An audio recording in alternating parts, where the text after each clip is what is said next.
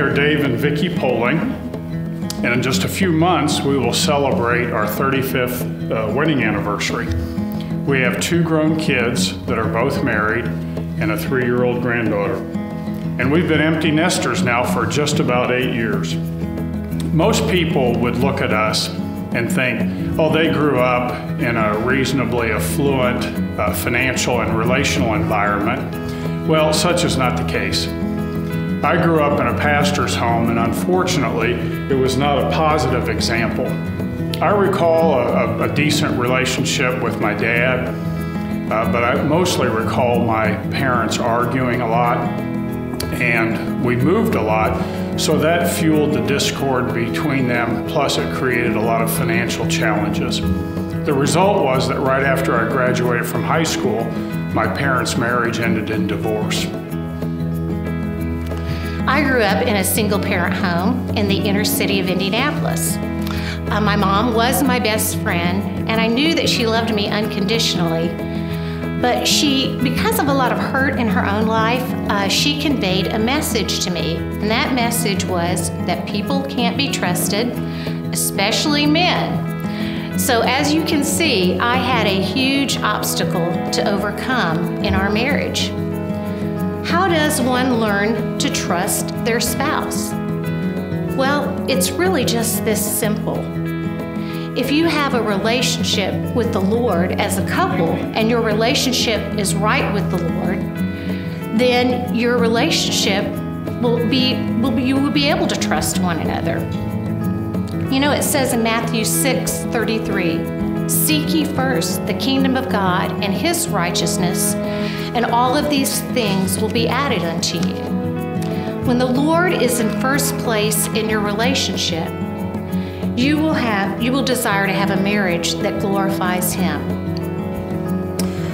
Another of the challenges that we faced was after just a few years of marriage with a daughter that was just a few months old, we moved from Indianapolis to Naperville, Illinois. I had a very demanding career, and it required me to work 6 days a week, usually a couple evenings a week, and sometimes those were late nights. I'm a competitive person by nature, and that competitive environment fueled even more competition within me. I had to learn to rearrange my priorities so that my wife and my family were more important to me than my advancement in my career. Sometimes that meant saying no to things that would have helped my career move forward. It also meant that I had to put boundaries and hedges in place in order to keep me away from temptation that would be damaging to both the family and to our marriage. The result of that effort and that maturing was that our moves to Portland, Oregon, Cincinnati, and then back to Indianapolis have truly been adventures together. One of the resolutions that we made in our marriage that really affected me, I recall one Sunday in Naperville, Illinois, listening to Pastor Schmidgall, who was a real spiritual mentor to both of us, but especially to me. He made a statement in a sermon that you do not fall in and out of love. You choose to love or you choose not to love. And there's really not an emotion to it, it's a choice, it's a decision. And there was not a big epiphany that day that occurred, but just by virtue of the fact that I can remember that some 30 years later tells you the impact that it made on my life. I realized that I had to choose every day, every week, every year to love my wife and to put my family first. The result of that is that we really are best friends. We do everything together, and our grown kids are some of our best friends. And we have a lot of great memories together and have a lot of fun together. One of the first resolutions that I remember us making in our marriage was that we would always pray together every night before we went to bed. You know, it's pretty hard when you're praying together to be angry at each other. And I do realize that one of the things we've discovered because we've prayed together is the fact that that is one of the best ways that we can experience intimacy in our marriage. There's something about coming before the Lord as a couple that brings about an intimacy that nothing else can. Our prayer even today is that we will continue to be like a couple that is mentioned in the book of Acts, Aquila and Priscilla. And this is what was said of them. Some couples know how to make the most of life.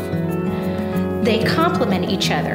They utilize each other's strengths, and they form an effective team. In marriage and in ministry, they are always together. Lord, may that be said of us.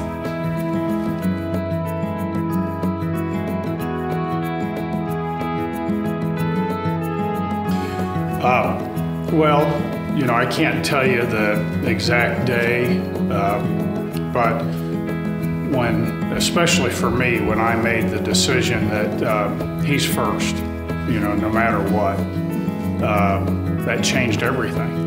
You know, it took us from having a good relationship to a great relationship that would stand the test of time. I would say that everything that we do is based on what do we feel like the Lord would want us to do. I mean, He is number one in our life. It's all about Him, and that's what we try to live out.